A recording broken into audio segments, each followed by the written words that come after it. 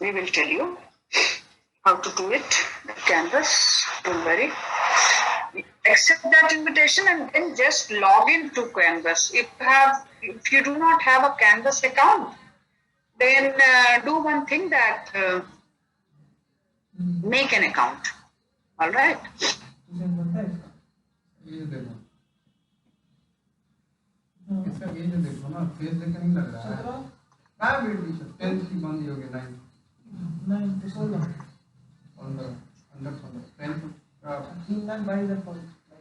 Shrishti Raj. Actually, spelling is wrong.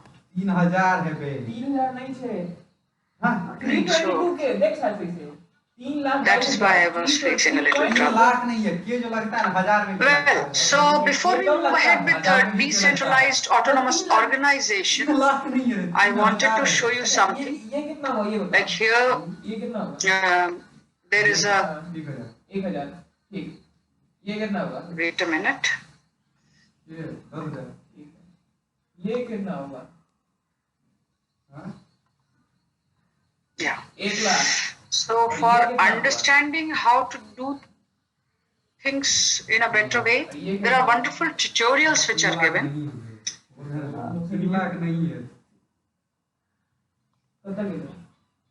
And these tutorials are like, I'll share one of the tutorials.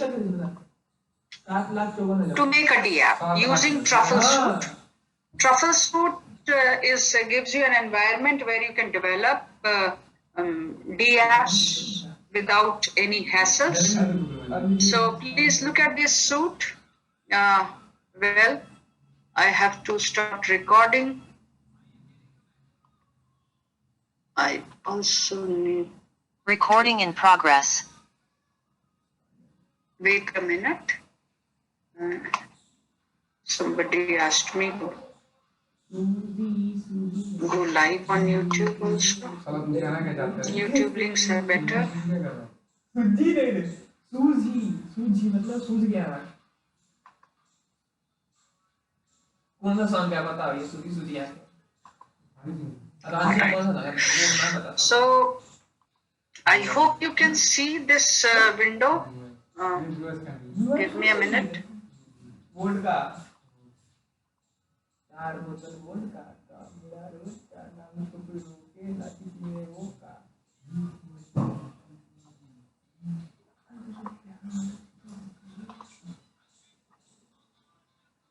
No, 9th class चला रहा है Instagram. कौन? पापा का mobile.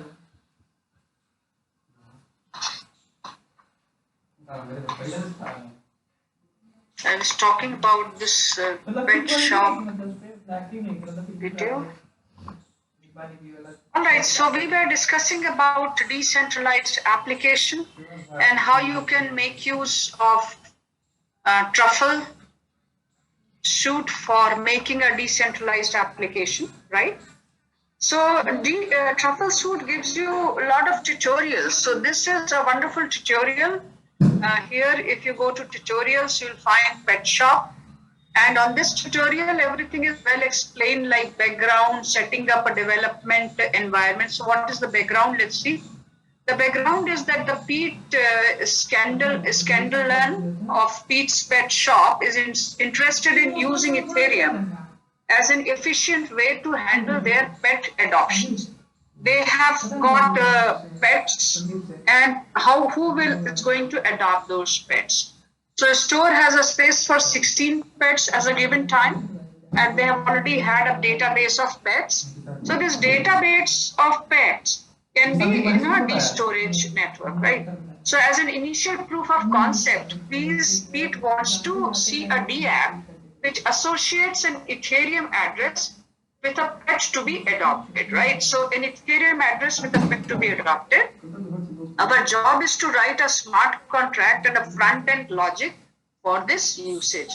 So on this side, you will find setting up development environment, how we will set up. So it gives you this. setting up the development environment. There are a few technical requirements before you start. All this will be explained in detail later by Samir. What I wanted to tell you that making these following these steps on the right, line by line, if you line by line follow these steps on the right hand side of this page, your first application function, adoption of pets, your second function, retrieving the adopters, compiling and migrating the smart contract, and then migration, testing the smart contract. And then all these, if you see on the left hand side, everything is very well explained. If you go through these step by step, you will be able to develop an application that I wanted to show you. Like you can see here, this is an application where pets are there. I hope you can see these pets. Some of them are available for adopted. This is success. That means this fellow is not available for adoption. So these are 16 such pets, for example. So these photos could be off-chain, right, my dear participants? And then the moment I put an adopt button, you can see, please have a look at this. The moment I use an adopt button here, right? So what happens on the right side, you can see a MetaMask, a wallet comes into picture. It tells me estimated gas, that is estimated gas fee. If I confirm for adoption, so it will allow me to adopt. And you can see that this is success. The only thing is that how do I get this? Where I am right now, in which network I am. So I'm in the network which is created by Ganache as a test network. So you can see that Ganache is the environment which gives you a facility for creating networks. So these are addresses.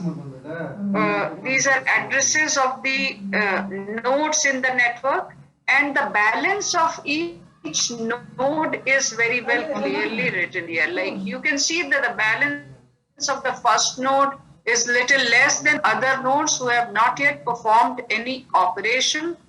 All these things will be in detail told and discussed in later sessions. So don't worry about it. If you have not understood the app by using my lecture, discussing with me during the lecture, don't worry. You will be coming to, people will be telling you more about this in later sessions.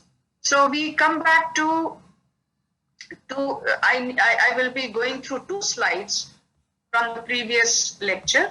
One is decentralized autonomous organization. These are very important. My dear participants, you have been saying that my voice is breaking. Is my voice breaking, my dear participants? No, my voice is not breaking. Then Himanshu, it must be a local end at your end. Thank you so very much, all of you. Thank you so much. Let's come back to this. So what is a decentralized autonomous organization? Just like we have a decentralized app, we have the concept of organizations, which are also decentralized. So a decentralized autonomous organization, or DAO, is what? Is an organization whose decisions are made through a system of hard-coded rules that define the function of the organization. Let me explain to you.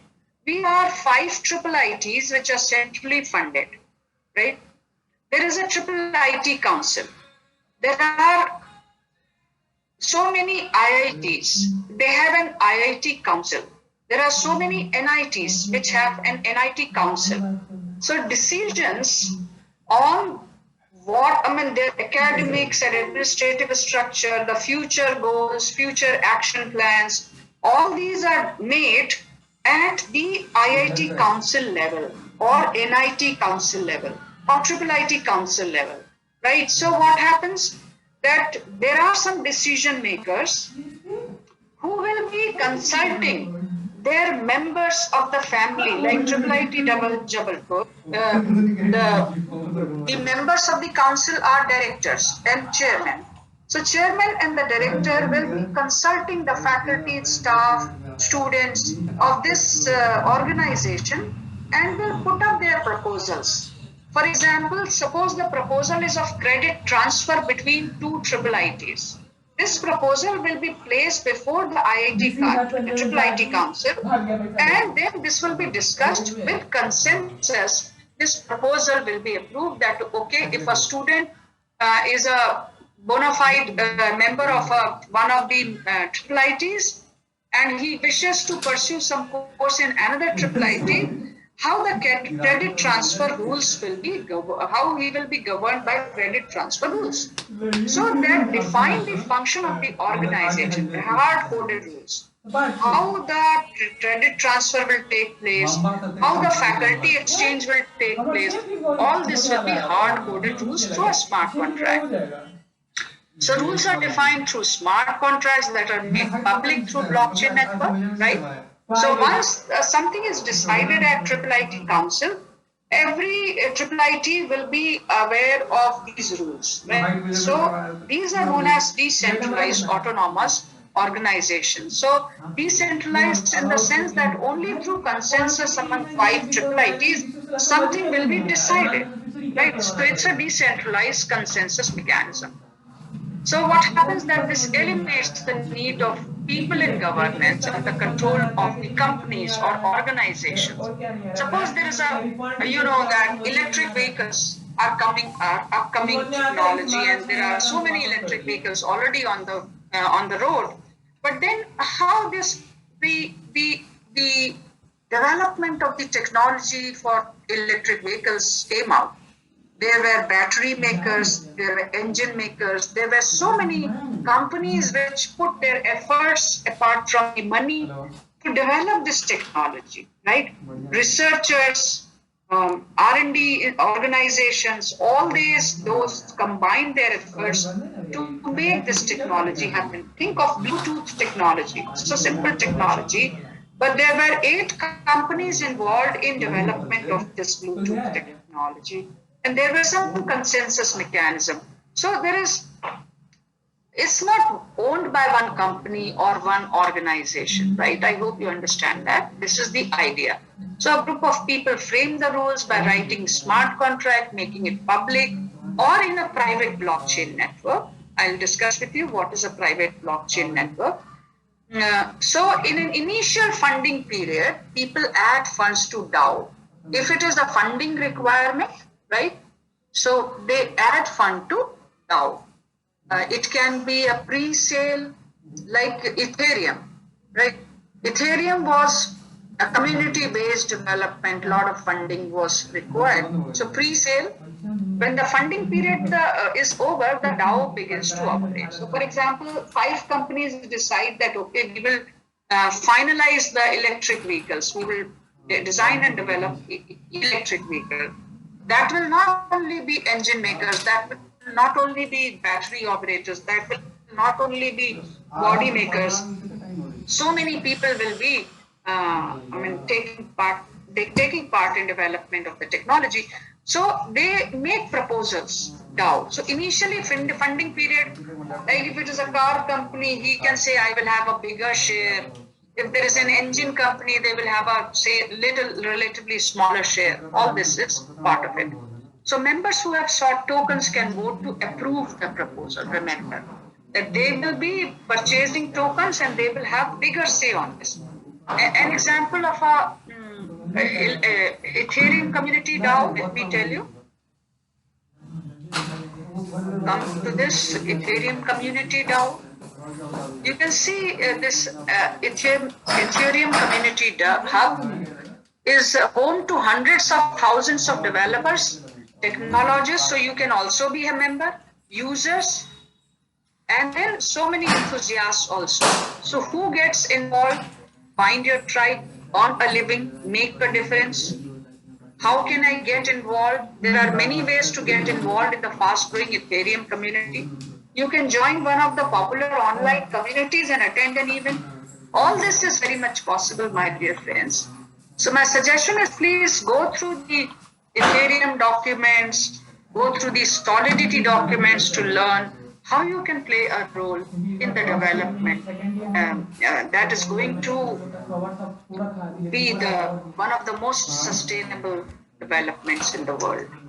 All right, so next, as I told you that we'll be discussing about public-private blockchain. So this reference for these last lectures was these useful resources. I start with a new share.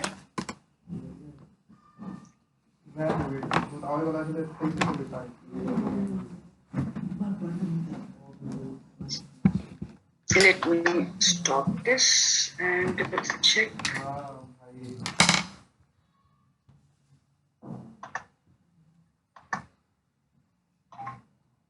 Yeah, so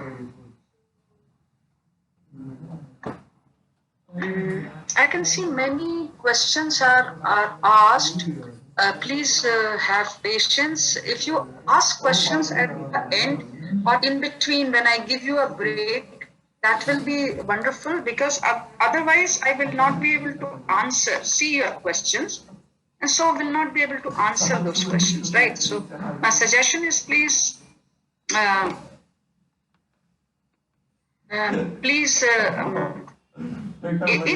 have some patience in the end. Please ask questions, right?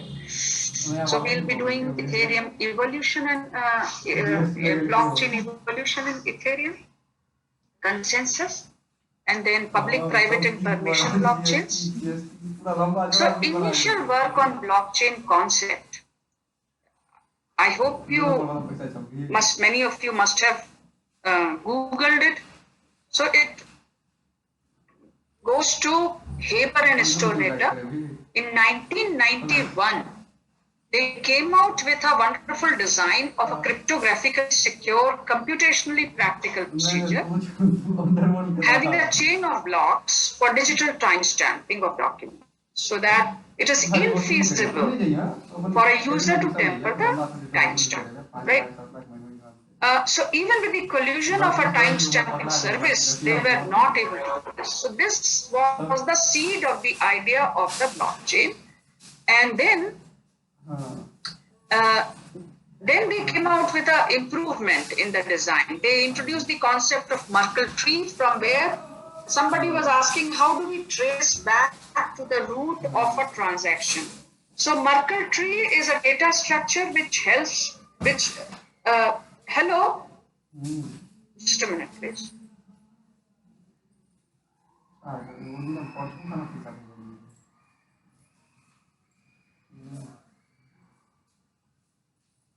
So Merkle tree was they incorporated Merkle tree to design how we can allow several document certificates to be collected into one block, right? So initially they introduced the concept of chain of block, and then how they can all be combined into one block. Then with Bitcoin, when there was a time of global recession in 2008, Satoshi Nakamoto created Bitcoin with the blockchain as its backbone technology, right? With the tremendous success of Bitcoin in initial years, several companies started thinking about its usage. So blockchain, which is a decentralized distributed ledger technology, that was introduced, and Buterin came out. It's very young, 19 years old person. He came out with a second generation blockchain network, that is Ethereum. Ethereum has a unique functionality of the smart contracts. So Ethereum allows what? Like in Bitcoin blockchain, you can only do cryptocurrency transaction of that Bitcoin, nothing else. But think of an Ethereum network. You can build several applications on the same network. So I can have a healthcare application. I can have an insurance application. I can have a supply chain of healthcare systems. So healthcare, like medicine supply, organ supply, all this on the same network. So each application will have its own smart contract on the same blockchain network, which was not possible earlier. And that is why These are known as second generation blockchain, right? So same network, 5 applications. And for 5 applications, you will have different blockchains. So the first functional implementation of Ethereum was done by Gavin Wood by proposing solidity language, which is a like object-oriented language, you know that. We can have contract-oriented language. So this solidity is specifically designed as a contract-oriented language. So then solidity team of Ethereum project later developed the language. The team was led by Christian Rittweisner, right? So now, if you look at the Ethereum's original main website, they write that Ethereum is a global open source platform for decentralized applications. On Ethereum, you can write code that controls digital value, runs exactly as programmed, and is accessible anywhere in the world. That is the beauty of this algorithm, this network or platform. Now, because of its strength, its potential, different types of applications have emerged. And I have told you that these applications range from as simple as maintaining the attendance in this large class to as difficult as disaster relief or sustainable development goals of the world. So accordingly, blockchains are classified. What kind of applications? Like suppose it is attendance, so it will be only a private kind of. For this course, I'm maintaining the attendance, certificate issuance, checking whether the quiz test have been properly defined. So that will be a private blockchain, right? It can be a public blockchain if suppose I am inviting proposals for improvement of a community, say Jabalpur. I am inviting proposals for improving the life of people who are underprivileged. It can be a public blockchain. And it can be a permission blockchain if within a company or within an organization, the decentralized autonomous organization of 5 IIITs or some IITs, we define the roles of specific IITs for the development of, say, you saw yesterday, Professor Sandeep Shukla is the national coordinator, coordinator IITK of National Blockchain Project. So it's a national blockchain project, which is a completely, it can be decentralized organization, right? So blockchain, if I look at the blockchain, Bitcoin is a public blockchain in which anyone can create a node and start making transaction. He can take part in consensus mechanism. You must be thinking I'm talking about consensus mechanism quite a few times. What is consensus mechanism? Have a little patience. We'll be talking about that. Then there are private blockchains that can be operated within a company. Like for our students, if I have to improve the MES services, students can be stakeholders. All the students, they decide that, okay, 5 of these students will decide the menu for this week, and 5 of other students will be looking at the quality, compliance with the quality, including the MES in charge and MES workers. So all these can be decided through consensus, right? So there can be private blockchains that operate within a company or an organization. So what happens that this makes blocks easier than the public, because here private blockchain have entities which are known entities, right? So creating block will be much easier than the public blockchain, where you have a large set of people from where you need to have consensus, right? So the consensus mechanism is different. Somebody is asking, Vinayak is asking, is Bitcoin a blockchain or a cryptocurrency? Bitcoin is a cryptocurrency, and Bitcoin uses its backend in the blockchain, which is known as the Bitcoin blockchain, or in short, we sometimes say Bitcoin, right? So Bitcoin is also used, definitely it is a cryptocurrency. but we use Bitcoin also to show that Bitcoin is a blockchain. So Bitcoin blockchain. Bitcoin blockchain is a public blockchain, right? So if you want to make here, it's a Bitcoin blockchain. Blockchain. I hope I have made my point clear. No. So private, and then there are permission blockchains, also known as consortium blockchain. Just like I told you that there are several IIITs, they make a consortium. There are several companies to develop a technology, they make a consortium. So it's a group of companies or organizations such as automobile companies, IT companies. Like here for blockchain development, several companies have come out. They have joined hands to create different technologies by using the backend technology as the blockchain. So there are enterprise level blockchains that are basically permission blockchain, and they are used. Their members are organizations which are enterprises. So for blockchain development, you have several platforms which are available. You have Hyperledger Fabric, you have Quorum. These are one of the top development. You can use them for development. These are enterprise level blockchain development platforms. Let me go through them.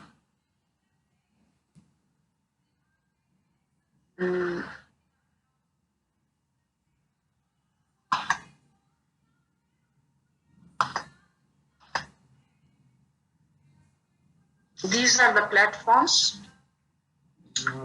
So you have several such platforms which are available.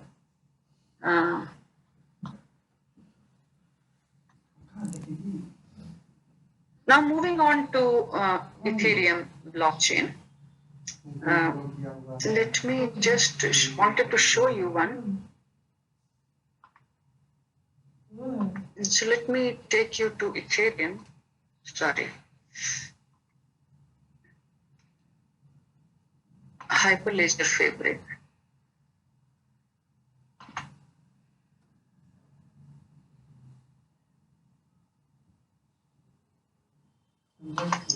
If you go to Hyperledger Fabric, here you can see a lot of learning like case studies, white paper, training and certification, webinars, research, everything is there. And when you go to build your first network, where you can see how you can create blockchain network, you will see that on the left, there is a whole list of tutorials which are available. Like tutorials which are there, what is new, getting started, install.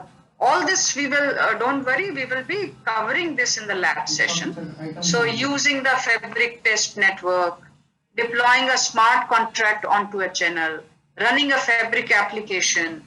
So Hyperledger Fabric is a platform where you can create your blockchain application and run those applications, right? For enterprise level also. Okay. Now I come back to this. So let's come to Ethereum virtual machine. Somebody was asking what is Ethereum virtual machine. It's a runtime environment for a smart contract, right? So here it uses the resources and storage, the memory which is available in the runtime from the machines which are on the network. So so basically, Ethereum virtual machine is a network protocol for peer-to-peer network. And broadly speaking, you can see that the Ethereum system will comprise of accounts.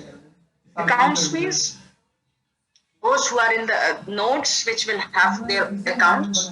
One node can have two accounts, because I told you that on an Ethereum network, you can have several applications, right? One could be, let's say, health service application, the other could be insurance application. So one node, I can have two. I can have two accounts.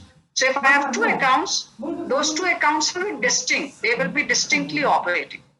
So by this I mean that accounts, so each account will be treated as a node. I incorrectly said one node can have. A person can have two accounts and those will be two nodes. So state of the network, what is the current state, how many transactions, what is the amount of transaction, whether the transaction is rejected, all these things, state, gas and incentives, transactions, blocks, mining process, and proof of work or consensus. Using what consensus protocol this mining is done, right? So a runtime environment for Ethereum network is what we can say is an Ethereum, like you can call it, it gives you an environment. Virtual machine gives you an environment. So nodes in the network run the Ethereum virtual machine. And all the nodes in the network perform the same computation for building consensus. Remember, they perform same computation, right? Professor Shukla told you about proof of work. For this, you have to solve a mathematical puzzle, which is a very hard mathematical puzzle. So all of them will be performing the same computation. Once the block creation has been claimed by some node, then verification whether the block is correctly made or not, so that verification will also be similar computation, right? So computations are redundant, but necessary for arriving at a consensus in the absence of central authority or a trusted third party. I take a very simple example. Block is how block creation is done. So suppose there are 5 students in my class and I gave a challenge, a very simple challenge of solving a quadratic equation, finding out the roots of a quadratic equation. So 5 students will say there are 50 students, but 5 come out, right? And one of them comes out first, right? He immediately tells me that these are 2 roots of a quadratic equation. So he proposes solution x is equal to 3 and x is equal to 2 are 2 solutions of this quadratic equation, right? Okay. Now, how do I verify whether these solutions are correct or not? So I will pose this challenge before the students. Okay, find out whether his solution is correct or not. One is solving the quadratic equation and proposing solution, and the others will be only checking whether those solutions are correct or not. So how they will be checking? Suppose I write this equation like x square minus 5x plus 6 is equal to 0. So they will put x is equal to 2 and check whether, okay, this is correctly, this is satisfying the condition, x is equal to 2. So they will put the value of x is equal to 2 here, 4 minus 10 plus 6, something like that. This is what they will do, right? So the question is, solving this will take much of a computational resource than just verifying, right? So, but then that is what is done. So one claims the creation of a block, others verify whether the block creation is correctly done or not. So the global shared state of Ethereum network consists of a number of objects called accounts, and these accounts interact with each other through a message passing framework, and each account has a state associated with it and its address. Like suppose my state is, in my state I can have say 10 ethers and possessing. Those 10 ethers have come from some root. All these things are very well described in the address. And an address in Ethereum is an identifier that is used to identify any account. So there are 2 types of accounts, my dear participants, in this. One is known as an externally owned account. The other is a contract account, right? So externally owned account is controlled by private keys. It does not have any associated code, but a contract account has a code. It has a contract code, right? several questions. I see several messages. Please wait for a while. Somebody is saying PPT is not visible. Okay, I will share the PPT. Thank you so much for telling me. Perhaps I was just mentioning this. So, yeah. So I'm saying that there are two types of accounts. One is externally owned account. The second is a contract account, right? So externally owned account will be controlled by private keys. I hope it is visible now. Thank you so much for telling me. I'm sorry for any inconvenience that was caused. Now, so what is the difference between EOA and contract account? Creating an externally owned account does not cost anything. EOA can run transactions and can send transactions to other EOA or contract accounts. Transactions between EOA can only be through ETH or token transfer. And creating a contract has a cost because it uses the network storage. The moment you say you're creating a contract, right? So it will require network resources. So it requires it has a cost. Contract account cannot initiate any new transaction, remember. It is only the externally owned account or a node which can create transaction. What is public key? What is private key? Vinayak, we will come to this later in a course on cryptography. If you are not familiar with cryptography, everybody has private key. Like public key is the part of the key that I share with others to access something, to access the any message or any data that I am sharing with him, right? And private key is my own private key, from where I will be basically using an encryption and decryption.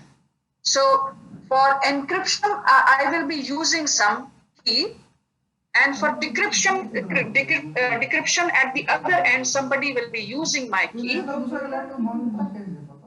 which I have shared with him. So these are shared keys, right? So you have public-private key set up for encryption and decryption. We'll be dealing with this later. And contract account can only execute transactions in response to a transaction it has received from an externally owned account. So suppose I request for transaction of say 5 ethers, it will be through some contract, smart contract, where 5 ethers have to be sent to some other receiver, and that is done through a smart contract. So it will be executing my request, right? So just see, transaction set in motion by an externally owned account. This is a transaction you can see, which will go to a contract account, which can have some internal transaction fired in response to the transaction. This I took from medium.com. It was well explained here in this resource. Whereas externally owned account can also have transactions between them, right? So every action in Ethereum requires crypto fuel or gas. Somebody was asking the other day, yesterday, is blockchain work on public key?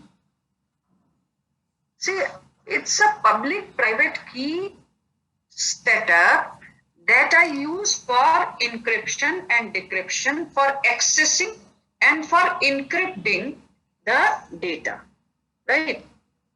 Can we use blockchain concept for preventing data breaches? If it is so, yes. If it is so, how? For data breaches, definitely, because it is through consensus. Any data tampering cannot be done because it is through consensus. So you can ensure data security. Every single data element that is there on the blockchain network is completely secure because it requires a consensus. And as you know, 50%, 51% attack is next to possible. It's infeasible in the current system. Now, what are gas? Gas points specify transaction fee and computation fee independent of cryptocurrency. Just as I told you, for cooking something, you require this much amount. Like I often give this example of construction projects.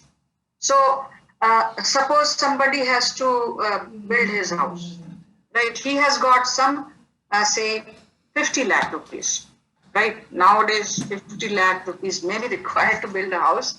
Suppose I want to build a house, I can take loan, I can afford 50 lakh rupees, right? Then what will happen? Then I will hire a contractor, right? So I will tell him that I can spend some 50 lakh rupees for building building my house.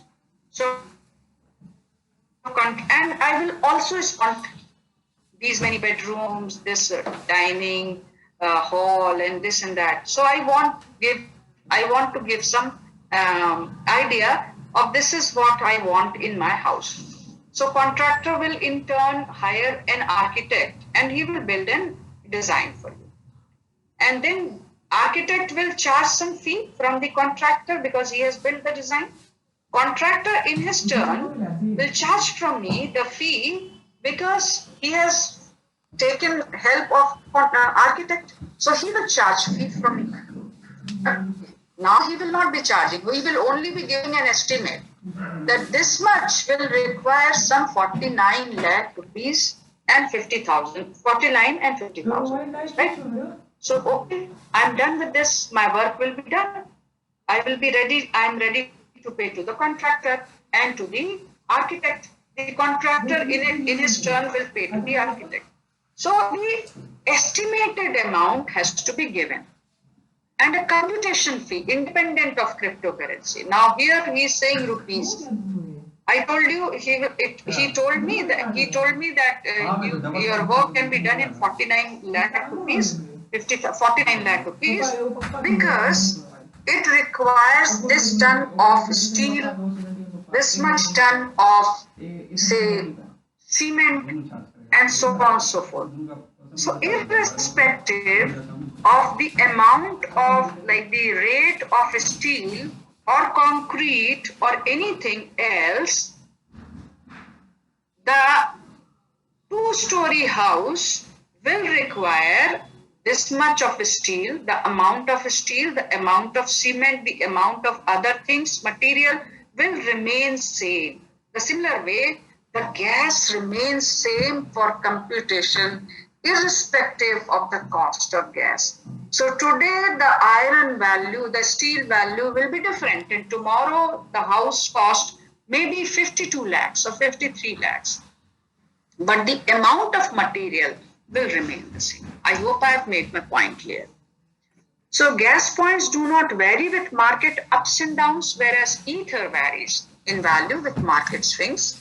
And ether has a specified gas points for each type of operation, right? So for each transaction, like, how many floating point operations do you require to do a specific calculation, that sum of a series or anything that you want to do? How many floating point operations do you want to do? So that will be fixed, right, for a specific operation. So for every transaction, a sender sets a gas limit and a gas price. The product of the gas price and the gas limit represent the maximum amount of fee that the sender is willing to pay, right? So one is estimation. Like I make an estimation like it may cost some 5 rupees. So I'm ready to pay 5 rupees. Then mining, the contractor, the owner says, the person who is willing to build the house says that I can pay 50 lakh rupees. And then the contractor will ask take his requirement from the architect, and then will also charge fee for making the estimation for you. And he may say that, okay, it can be done in 50 lakh rupees or it cannot be done. So mining process computes gas points required for execution of a transaction. If the fee is specified and the gas points in the transaction are not sufficient, transaction will be rejected. But if the fee specified is more than the transaction money required, transaction gas, then the remaining amount will be given back.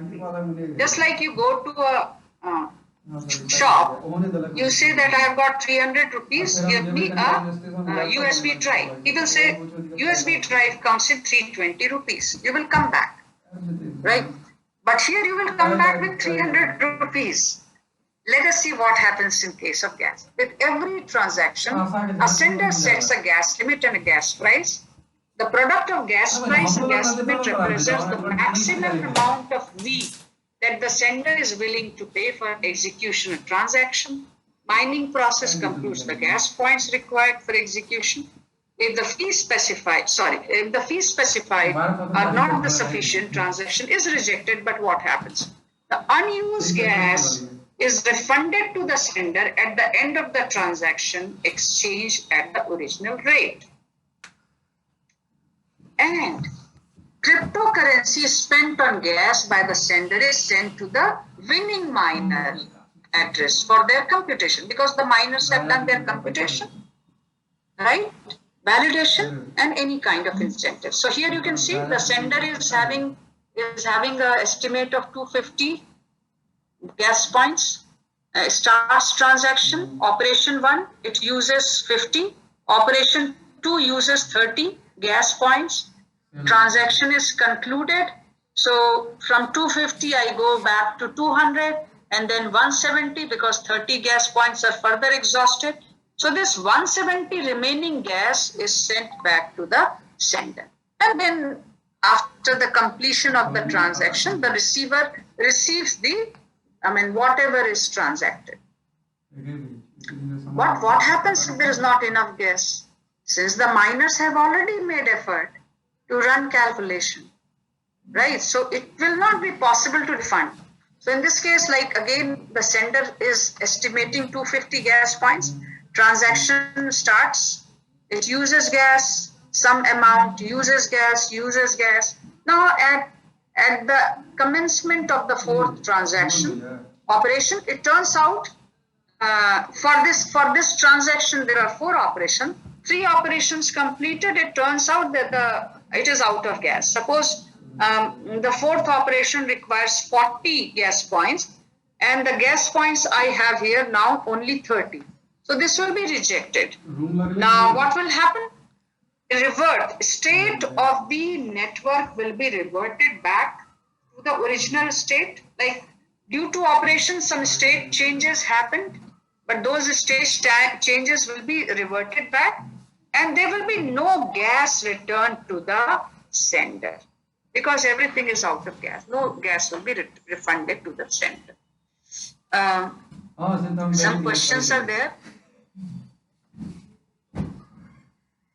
Incentive is, I have used my resources, computing resources, to verify whether the transaction is valid or to verify whether the block can be created. Why not I should be incentivized? Because I have used resources, right? So I will be paid some incentive. Those miners who solve the problem of transaction validation or any other task but did not win the block are called owners. The block created by them are called owner blocks. They are given some little incentive also in some cases, and their blocks are added as side blocks. Yesterday Professor Shukla told you about soft fork, hard fork. So these forks are created. Ultimately what happens that after 6 or 7 blocks are added, the main chain continues. And the transaction, like, here you can see on the left hand side. This you can see, like here main chain, suddenly there is a Omer block. But this chain is a longer chain. Then again there is an Omer block. But this chain continues as a longer chain. So ultimately these transactions which were recorded in these blocks, they get accommodated in some of the future blocks. So we have not to worry about what happens to the transactions which are recorded in these blocks. Owner blocks are side blocks to the main chain, as I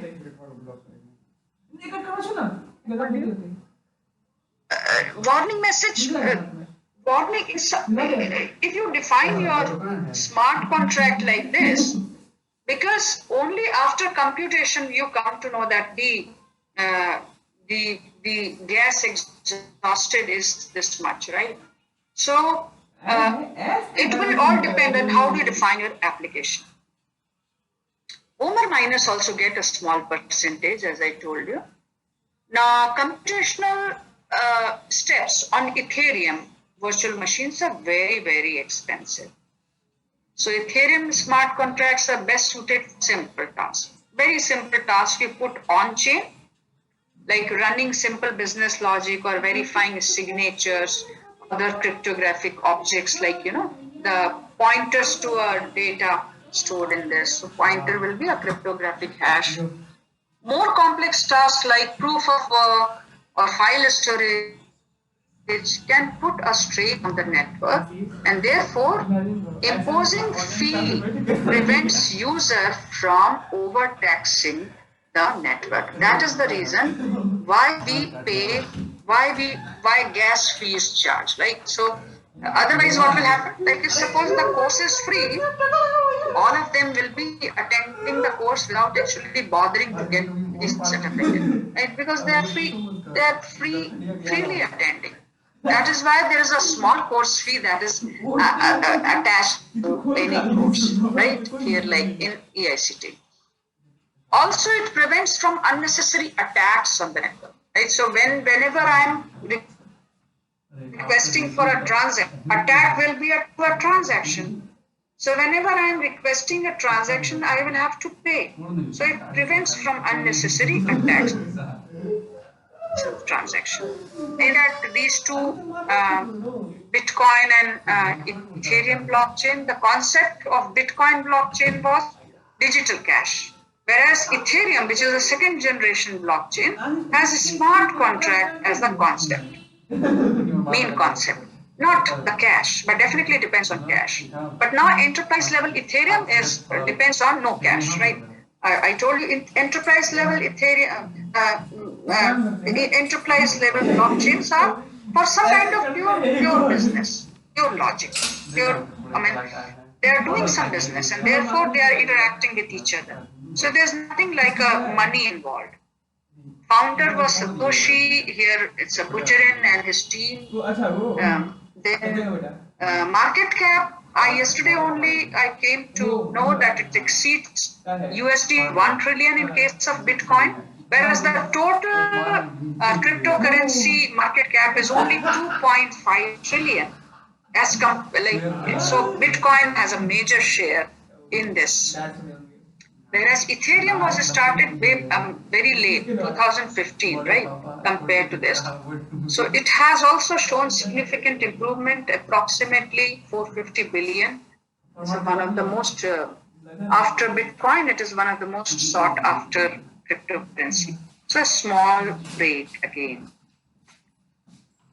See, I'm facing a lot of trouble with my eyes. So through this mental break, I suggest you to look away from your screen, number one. So do you know what is computer vision syndrome?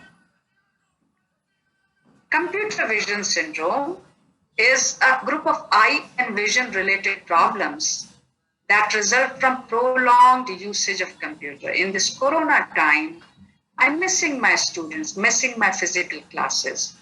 And at the same time, our computer usage has increased significantly. One advantage of having these online classes is that I can interact with 860 people at one go from all over the country and some from outside the country as well. But at the same time, prolonged digital screen usage leads to severe problems like dry eyes, and many other problems, itching, irritation. And do you know what is a 20-20-20 rule? So take a 20-second break to view something 20 feet away after every 20 minutes. So let's take a break.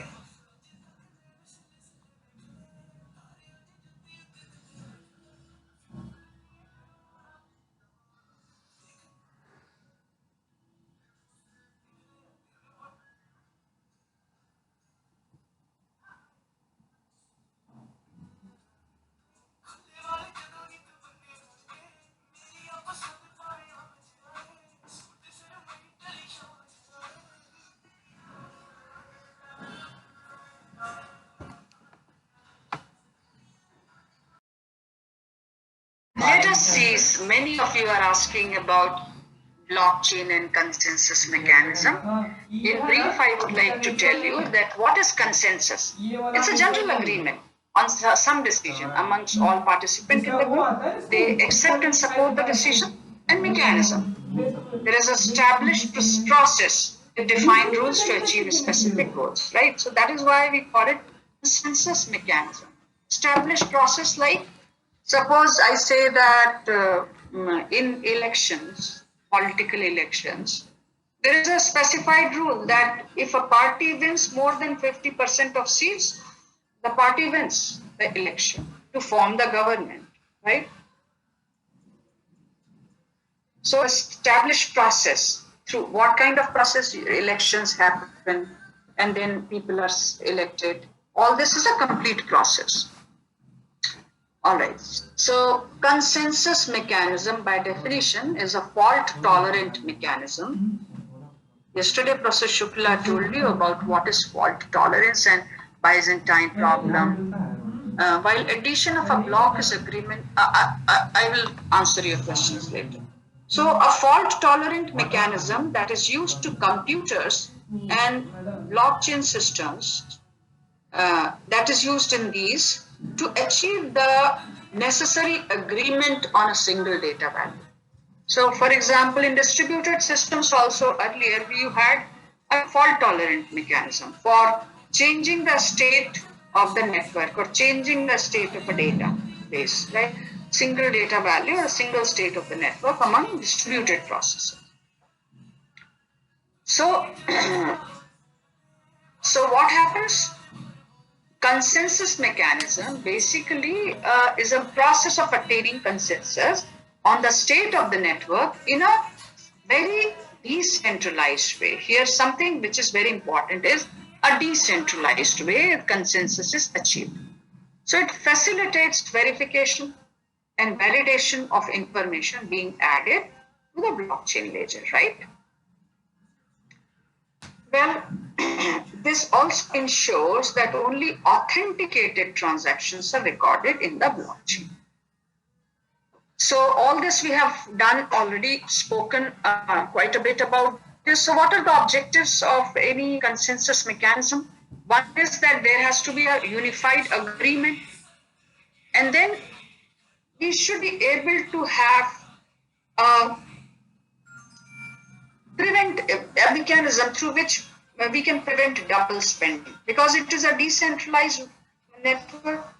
So there is no central authority looking at your account to control that the same ether you are not using to buy one service and also to buy another service. Like with a book service providing company, I'm using, says I'm taking a subscription of a book, right, for 1 month to read the book.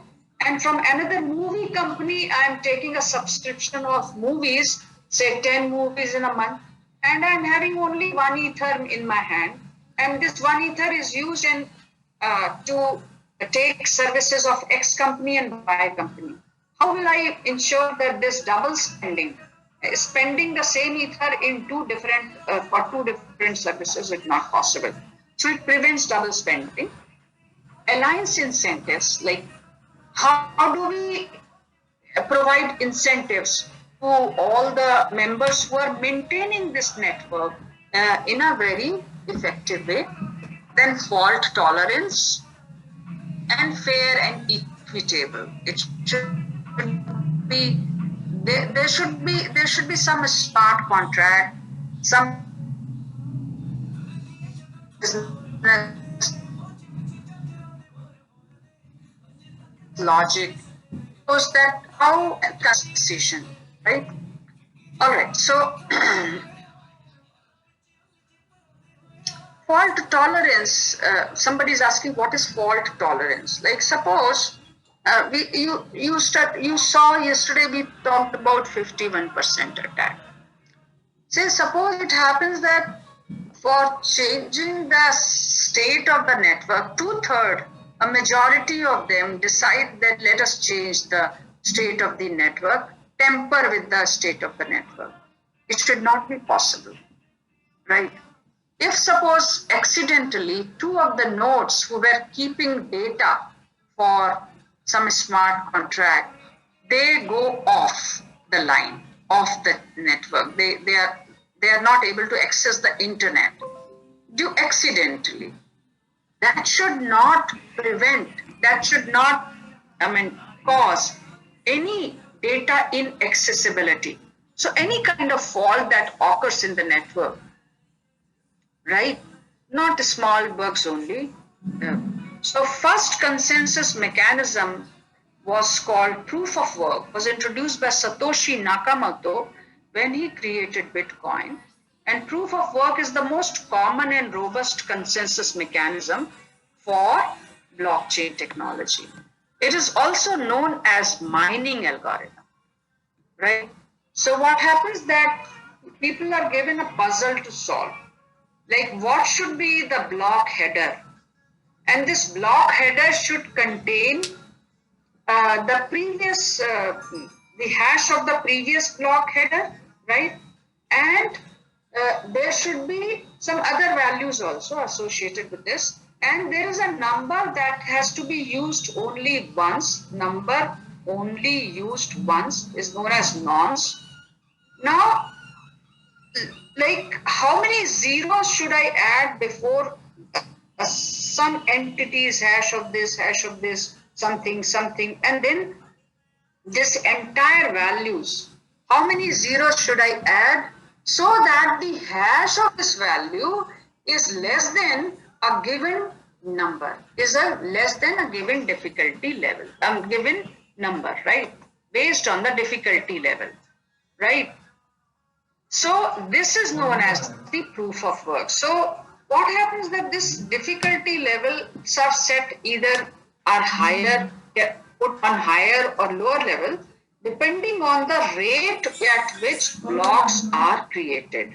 If the rate at which blocks are created is very large, like if it is taking too much of a time, like 79 minutes, 30 minutes to create one block, that means difficulty level has to be moderated, right? Screen halted. I did not do anything with the screen. So it is halted. So mining is the backbone of blockchain network, and miners process all transactions. They verify and provide security. Miners achieve this by solving a complex mathematical puzzle that I told you. And miner who gives the proof of work, like I told you, solving a quadratic equation kind, is verified by other miners. By putting the value on the quadratic equation, there will be other validators verifying whether this is correct or not. The collective computing power of participants secures the entire network, right? So, unlike Bitcoin blockchain, where the proof of work is designed to be compute intensive, very high computation, because it is a very highly complex mathematical puzzle, right?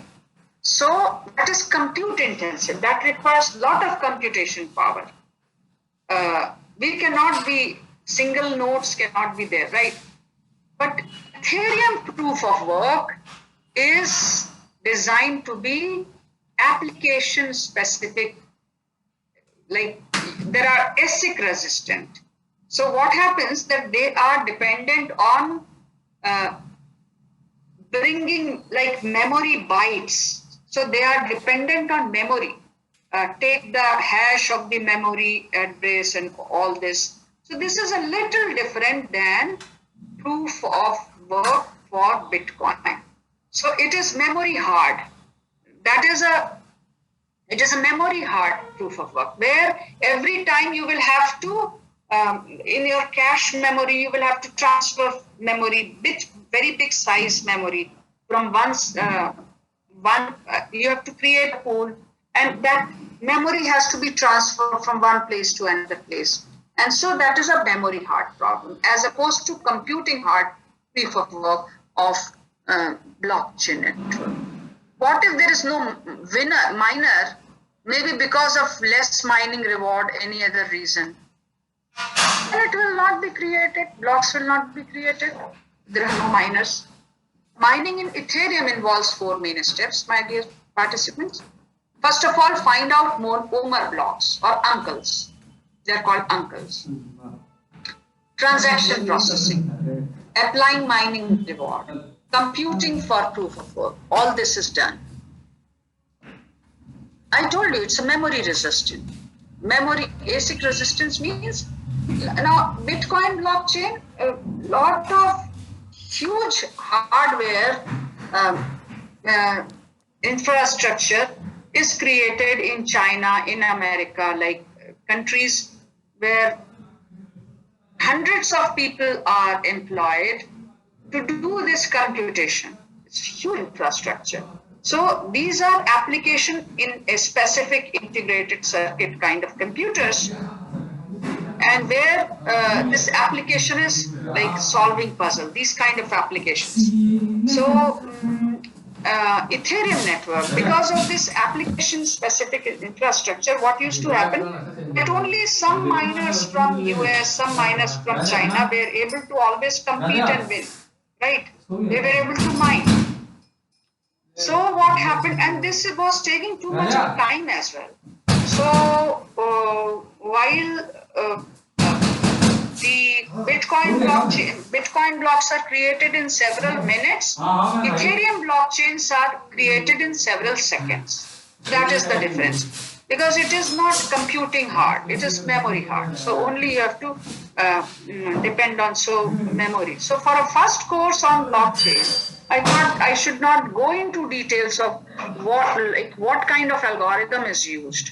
So there can be 2 miners who have solved the block almost simultaneously. When one block creation is in progress, the second miner comes up. So such validated, these are also validated blocks, right? 2 miners are claiming. So some people are verifying the results of miner 1. Some people are verifying the results of miner 2. So suppose results of miner 1 come out first, that okay, this is validated, but miner 2 also comes out almost simultaneously. These are orphan blocks or Omer blocks. So proof of work is very effective, but the process is energy intensive, as Professor Shukla also told you, and not environment friendly, because it generates so much of heat that a lot of cooling requirement is there. And so artificial cooling is required, and therefore this is consuming a lot of fossil fuel. So that is the reason these proof of work people are changing to other. So it is as expensive also, like transaction requires around $40 in the present context. And mainly because of the complex mathematical computation involved in proof of work. So if you look at the average confirmation time in blocks, so you saw that December 31, 21, it was 79 minutes, right? It was even more here. So you can see that these spikes are there showing that the average time is sometimes too large in case of Bitcoin blockchain. And if you look at the unconfirmed transactions in the Bitcoin, in last 7 days, so January 3, yesterday only I took out this picture from this source, and it's showing that like these bytes are there, right? So it's a huge thing which is there. So if I look at the existing model, which are more central, so PayPal has a speed of around 193 transactions per second, my dear participants. Visa has an average of about 2,500 transactions per second, but has also recorded to 24,000 as its maximum value.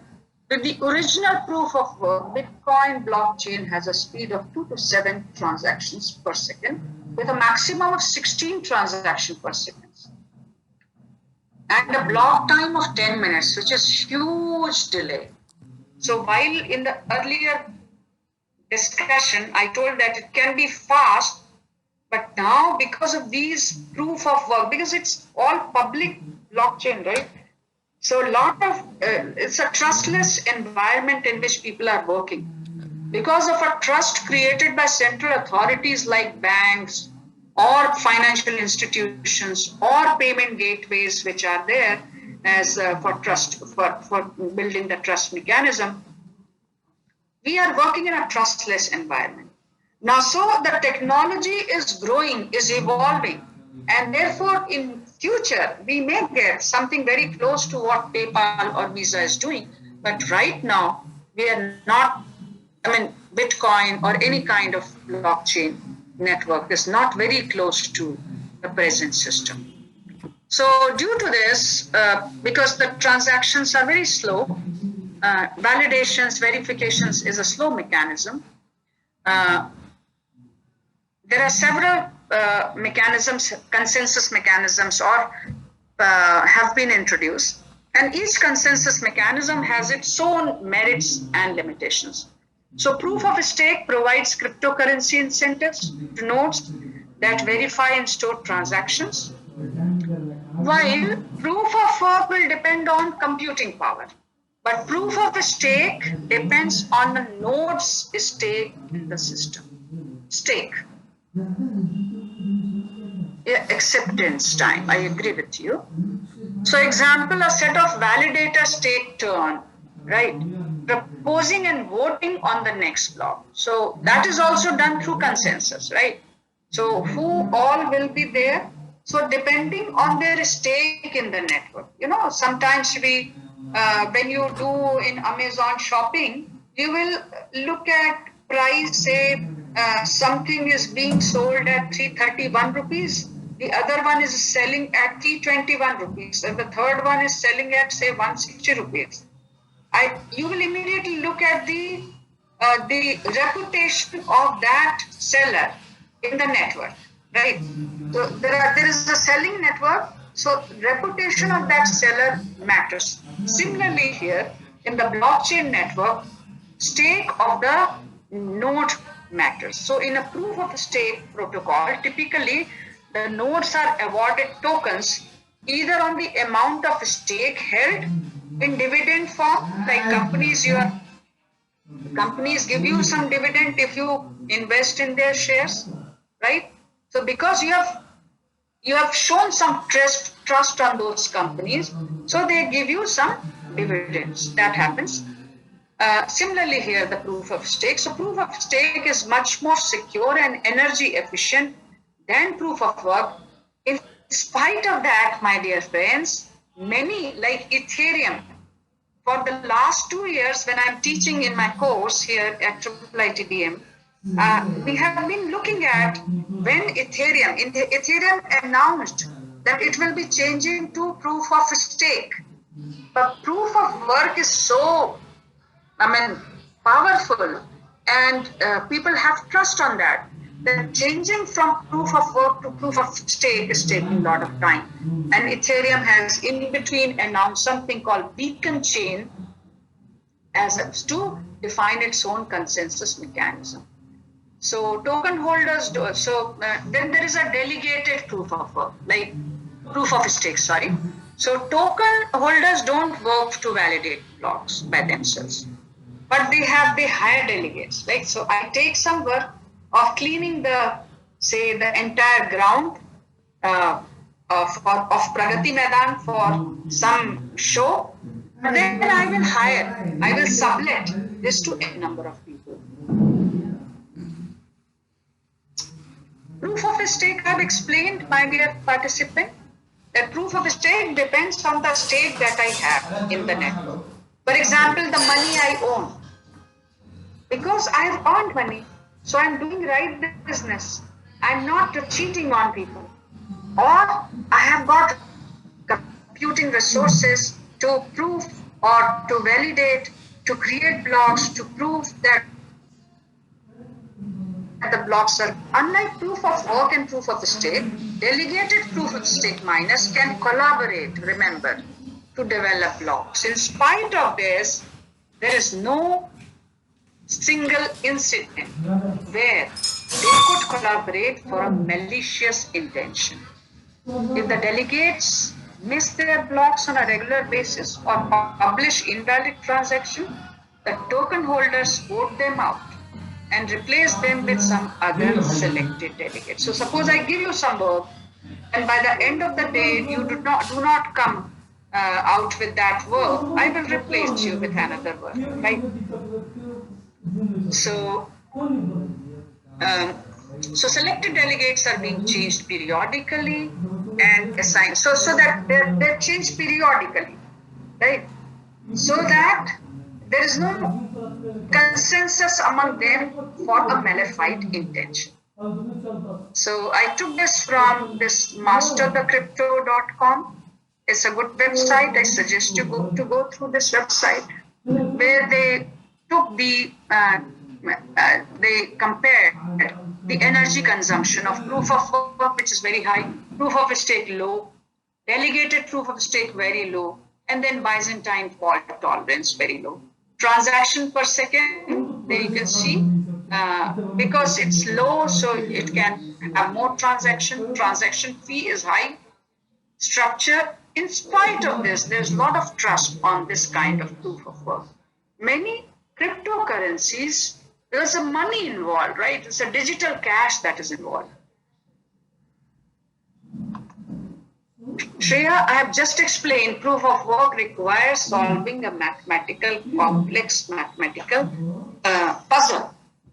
It can be either memory hard or it can be computation hard.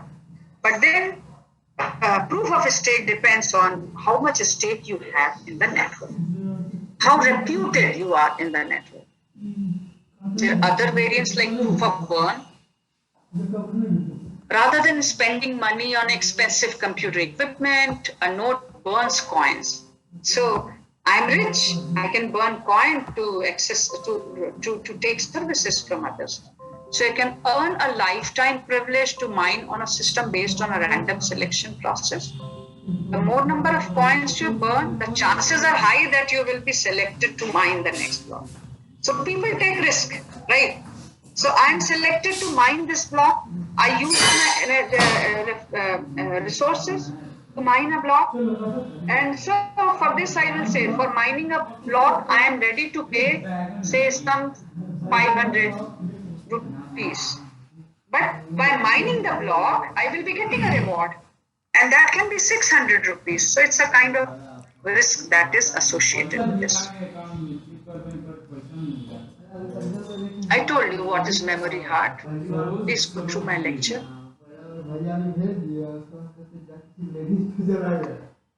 Somebody has written a very long message. I will have to check. So Neeraj Garg is asking, please see if you can help me with the following queries. What a block is and what could be its contents? Is it possible for you to show a glimpse example of real blockchain puzzle? Neeraj, I can share my slides, but I don't know whether we'll be having time. We will surely try, okay? We will surely try.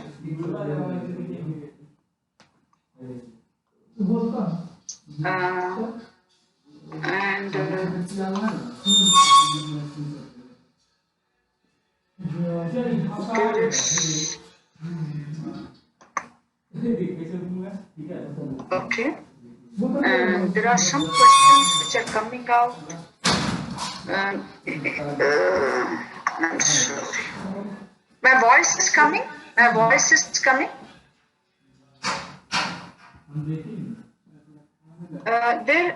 उसने कहा है, please explain by speaking in Hindi, because there are a lot of people in Hindi medium.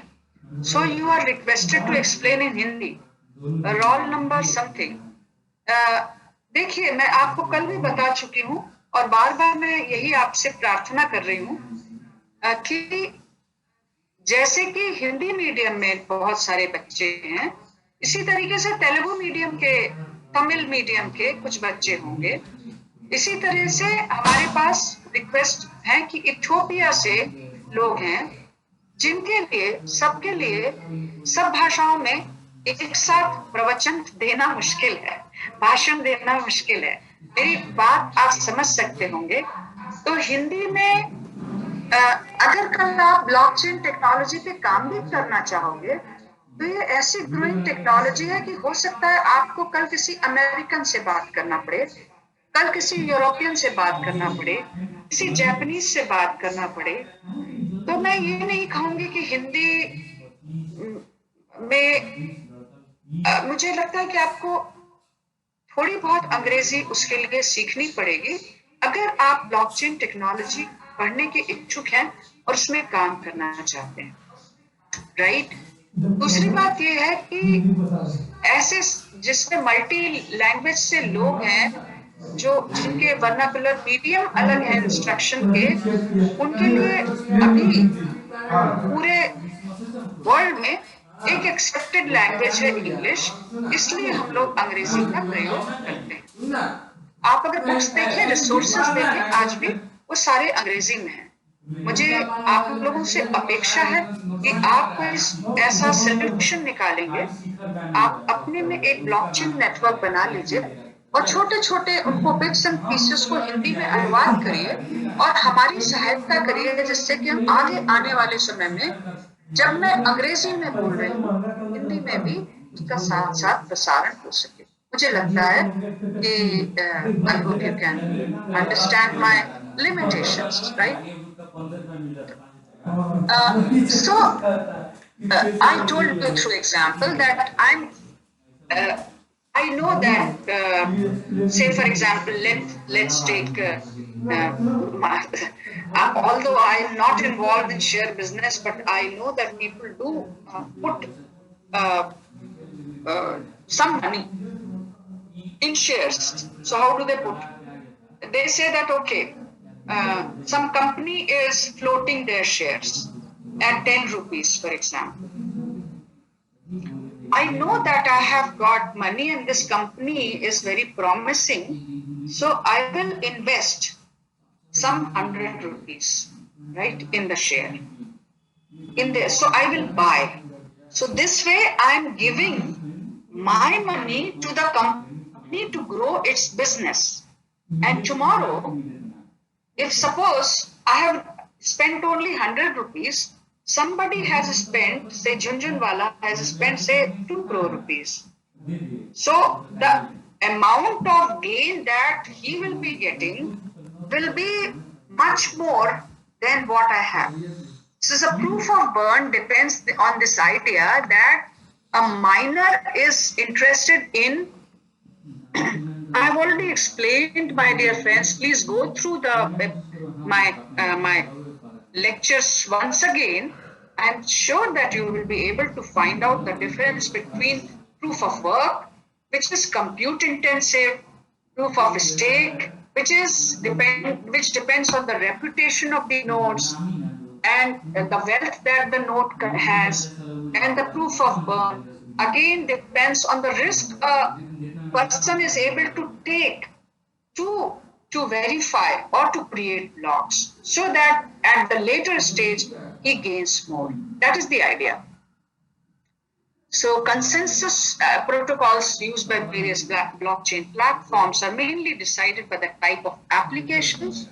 Like if it is a consortium, then the consensus protocol can be different. Like if suppose it's a credit transfer proposal between two triple ITs, then all the triple ITs are required to give their yes, to say yes.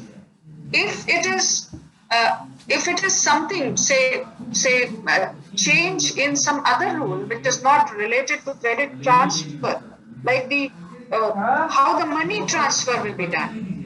If suppose I am a student of X university and I take a course in Y university, so I am using resources of Y university, then what amount of my tuition fee paid to X university will be shared by to Y university.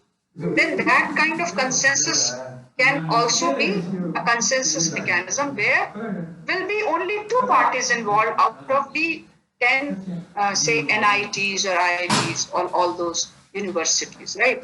So permission blockchain want a less scalable but higher throughput model. Then consensus models are, so we will be dealing more on permission blockchain later when you do Hyperledger Fabric. So these are the references, my dear participants, and I think there are still 4 minutes. We can stop here. Sharing. Some of you are having large problems with the canvas, so I would like to show you how the canvas account works here. Give me a minute.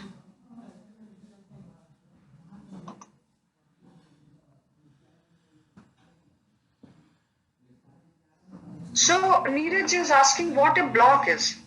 So suppose think about today's transaction in a bank, right?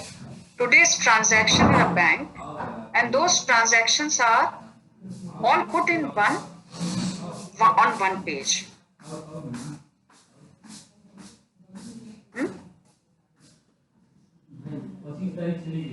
I'll come to you. So today's transactions are all put in one page, right? Fine. So that page will consist of all input and output of those transactions. I have got an amount of 5,000 rupees in my bank. 2,000 rupees I have spent to purchase a book, right? So that will be all reference, everything will be there, output will be there, the remaining amount is 3,000. This will be a transaction which is right now verified by the banker only. Now, this is verified by all the miners, right?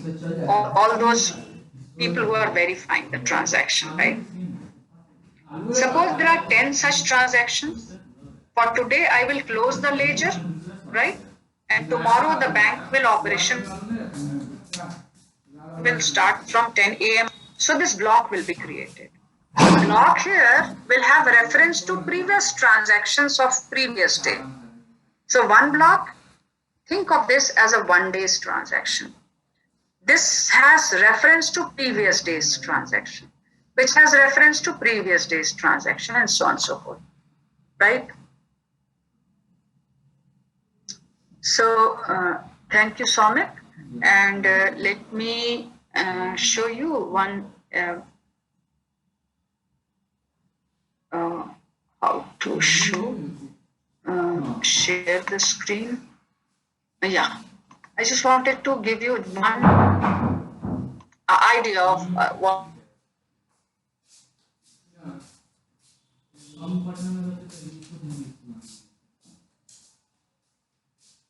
this account. So click here for creating your account, because I already have an account, so I will be simply logging in. When I log in, so this BTA course, December, it was created in December 2021. So online 2021. I can go to this. On left of this, I can see courses, calendar, inbox, so many things. I have these many courses. Discrete structure I'm teaching in my institute, so this is another course. I have also taught deep learning and application. This was another previous online training program on blockchain technology. I click here. When I click here, I get the schedule. This is the schedule of the course, right? This is what I have created. On the left-hand side, you can see pages, files. So when I click on the file, you can see day 1, uploaded media, so day 1. Day 1, lectures.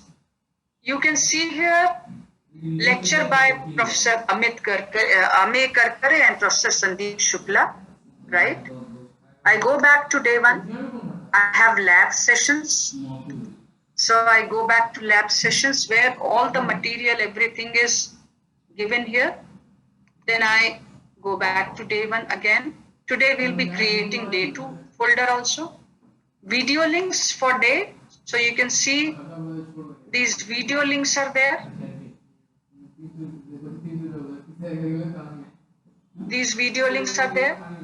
You can browse, go through these video links. I think Samir, you have not done YouTube link. So I request my, actually YouTube link will be more convenient for people. So we will be adding video, YouTube link here also. That is all you have, right? So it's easy. It's very easy. So, and then for quizzes, you will have to go to this quiz, right? And I have a student view also on the right hand side. So you can see that no quizzes available. So this is the student view. You can see people, pages, file. This is a student view. So as a student, I can access those files, right? So I leave the student view. I come back. I stop share here. You must be all hungry. Too many lectures. So I stop share here. Sorry. So stop share. So that is all from my side today. Recording stopped. And questions.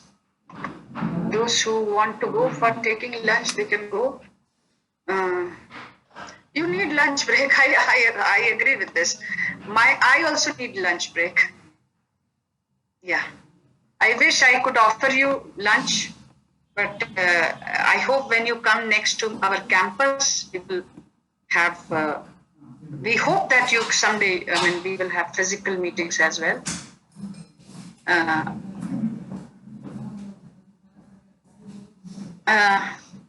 Sunil Parihar is saying, please answer. What answer? Sunil, what did you ask? Can you please tell?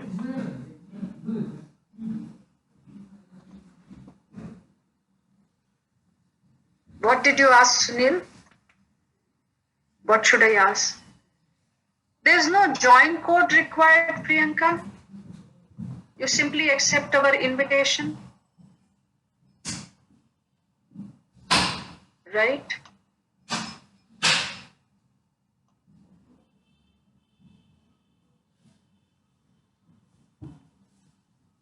So Himani is asking difference between truffle shoot. These are different shoots. Truffle shoot, keeping Ethereum blockchain network in mind, has been created. And Hyperledger Fabric is basically for enterprise level. We will come to know about it a little later. Sunil, consensus mechanisms depend upon the type of application. I have written here in my slide. So till now, the people who have got a lot of trust on consensus mechanism is proof of work. Sushmit, somebody is asking, can Ethereum be the next Bitcoin? Ethereum is already a cryptocurrency. It is just like US dollar and Indian rupees. So maybe tomorrow Indian rupees can be, say, 50 US dollar is equal to 1 Indian rupee. Can happen. Anything can happen. We are growing economy. Right? Can we take a break now? I can see a lot of questions. Also, you proof of work. Yes. No, two private blockchains don't require that. Why to So Ravi Khatri, either your email ID must be wrong, because but we will resend. Some 300 people have not yet accepted the Canvas notification, Canvas invitation. We will resend. Please check your email. Please check your spam as well. Right? Thank you so very much, all of you. Have a great day. We are meeting in less than 1 hour. Have your relax, have your lunch. Think about in what ways we can use blockchain for growing our economies and business, and also for helping people. Thank you.